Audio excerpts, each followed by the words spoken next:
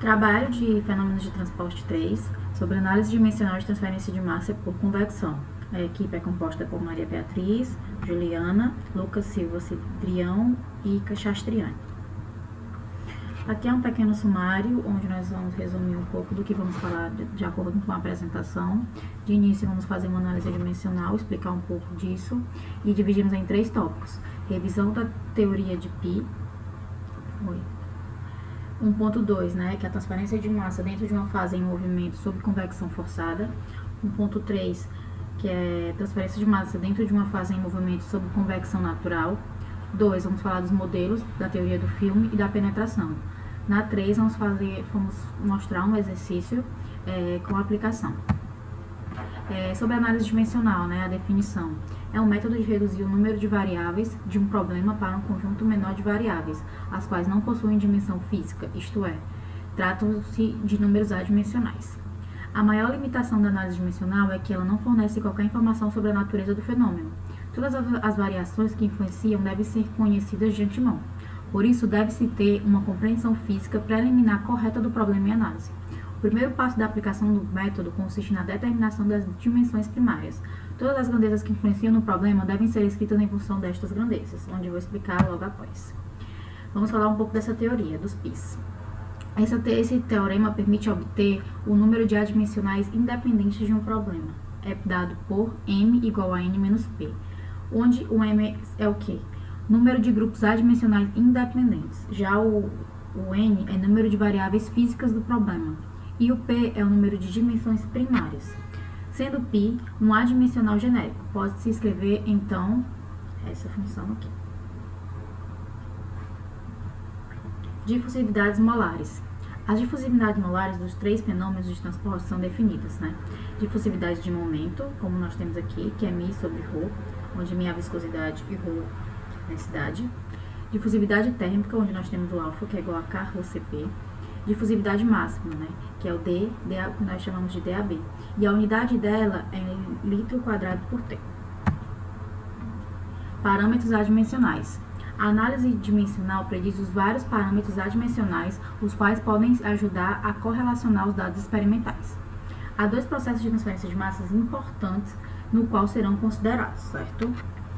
Nós temos a primeira, como já foi falado no sumário, que é a transferência de massa de uma corrente fluida sob convecção forçada. E na segunda parte, a transferência de massa dentro de uma fase em movimento sob convecção natural.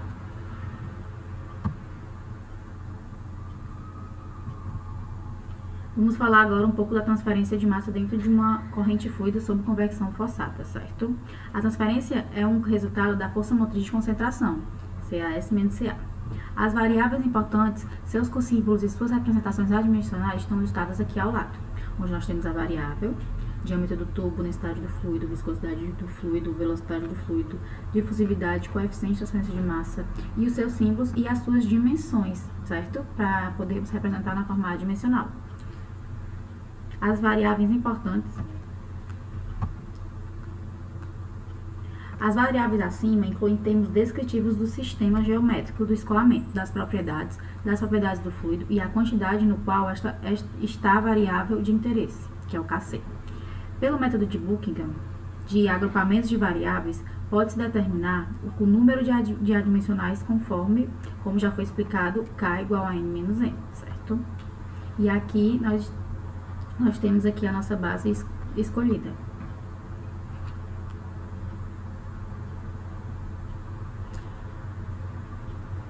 Escrevendo os πs em sua forma adimensional e equalizando os expoentes em ambos os lados, obteremos.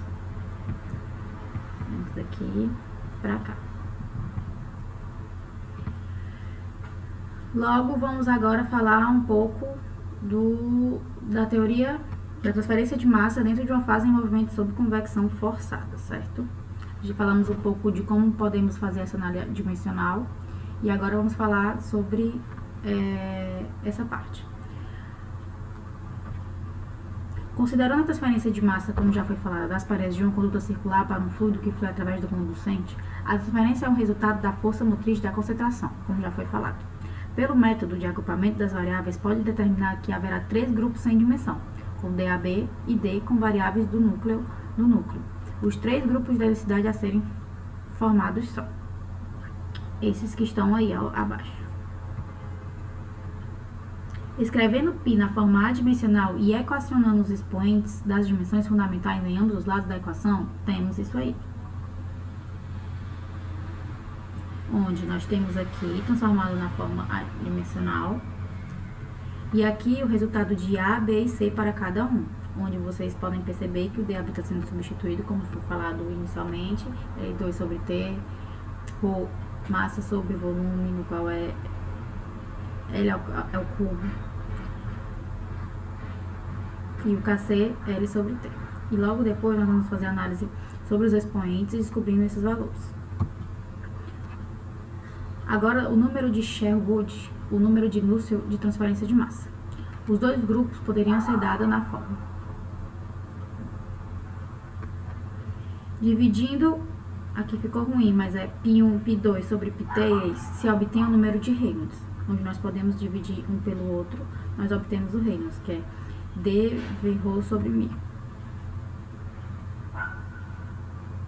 O resultado da análise dimensional da transferência de massa de convecção forçada em um duto circular pode ser relacionado da seguinte maneira, certo? Onde o Nusselt vai ser em função de Reynolds e pronto.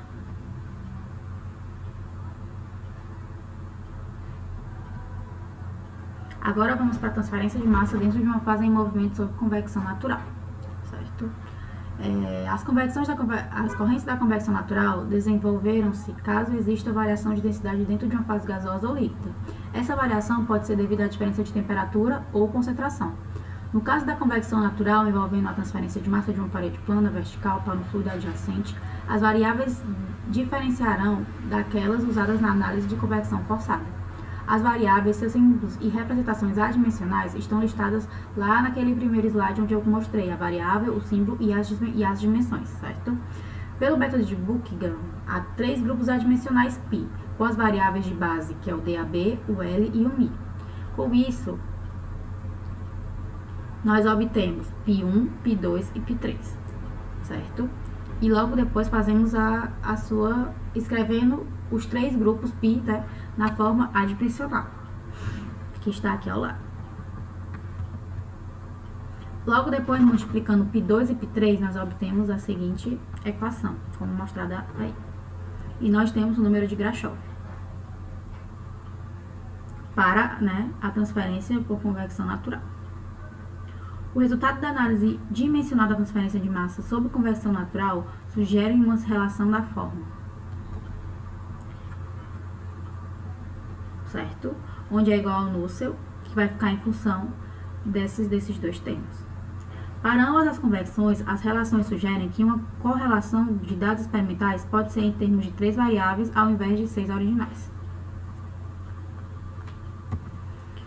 Agora vamos para os modelos, como foi falado inicialmente no sumário. Modelos para os coeficientes de transferência de massa. Os coeficientes de transferência de massa são parâmetros importantes para o design de equipamentos que aplicam os fundamentos de transporte de transferência de massa.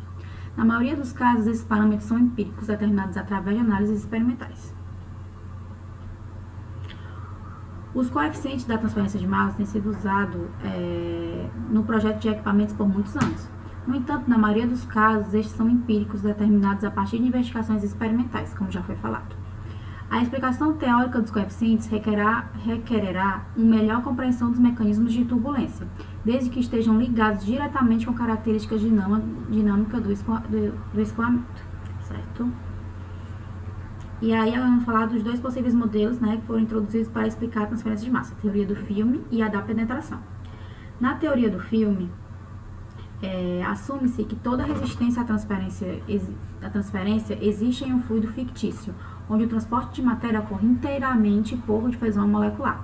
A espessura do filme deve se estender além da subcamada laminar para incluir uma resistência equivalente encontrada com uma variação de concentração dentro da camada tampão e o núcleo turbulento. A teoria do filme é baseada na presença de um filme fictício de fluido, como já foi falado, em escoamento turbulento ou no limite da fase fluida. O transporte é inteiramente pela difusão molecular. Esse filme é similar à subcamada laminar, como já foi falado.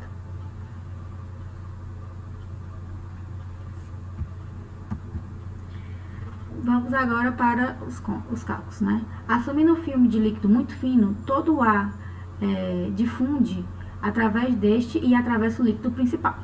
Agora, se além disso o escoamento é desprezível, o gradiente de concentração é linear. Para a difusão através de uma camada não difusa ou filme estagnado, essa teoria prediz o coeficiente de transferência de massa, esse abaixo. No caso de contradifusão equimolar, nós temos esse abaixo.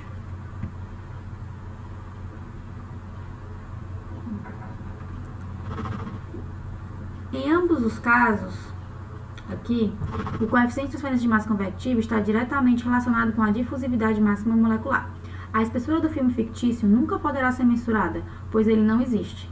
Por causa disso e por causa da inadequada explicação física da transferência de massa convectiva, outras teorias e modelos estão sendo postulados para explicar esse fenômeno. É um modelo útil para a transferência de massa de superfícies sólidas ou na presença de reações químicas heterogêneas. Na teoria da penetração que nós temos, né? Essa teoria foi proposta por Hibbe para explicar a transferência de massa na fase líquida durante a absorção gasosa, como vocês podem ver na imagem, sendo considerada mais realista. O componente de fusão somente penetra uma pequena distância dentro da fase de interesse pelo desaparecimento rápido através da reação química ou tempo curto de contato entre as fases, uma difusão em estado não estacionário. A substituição do conceito de filme estagnado para turbulência está representada na fórmula aqui de fluxo médio, onde isso aqui, o coeficiente Kc, está relacionado com a solução para sólido semi-infinito. Logo após, nós temos as aplicações, como foi falada, da transferência de massa envolvendo bolhas ou gotas ou escoamentos ao redor de um enchimento aleatório. Por exemplo, uma bolha de ar de 0,4 cm de diâmetro cresce através da água com velocidade de 20 cm por segundo. Então, o tempo de contato é 0,4 dividido por 20, que dá em torno de 0,02 segundos. Um líquido em spray, onde não há circulação de líquido dentro da gota, o tempo de contato é total para a gota em queda através do gás. E no exemplo 3, em uma torre de recheio, a mistura pode ser assumida e ocorrer cada vez que o filme de líquido passar através de uma parte do recheio do outro. Isso resulta em um tempo de contato de ordem de 1 segundo. E por aqui finalizamos nosso trabalho. Muito obrigada e até mais.